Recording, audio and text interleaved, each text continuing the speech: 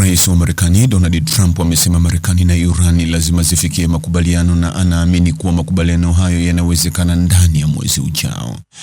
Rais wa Marekani alisema iwapo hakutakuwa na makubaliano, itaingia katika awamu ya pili, jambo ambalo litakuwa chungu sana kwa Iran.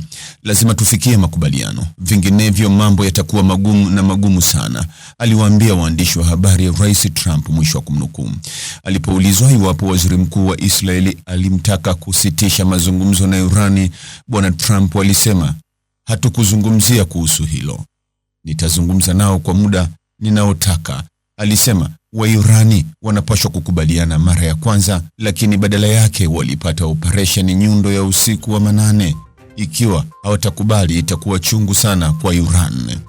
Duru mpya ya mazungumzo ya nyuklia kati ya Iran na Marekani ilianza Ijumaa iliyopita kwa upatanishi wa Oman mjini Muscat, mji mkuu wa nchi hiyo. Mtazamaji, ni yapi maoni yako kuhusiana na taarifa hii? Andika maoni yako katika sehemu ya ujumbe hapo chini. Like na subscribe pia, ili wewe kwanza kupata habari wa chungu tele. Hii ni Focus News. Jina langu ni Deo Kaji Makomba.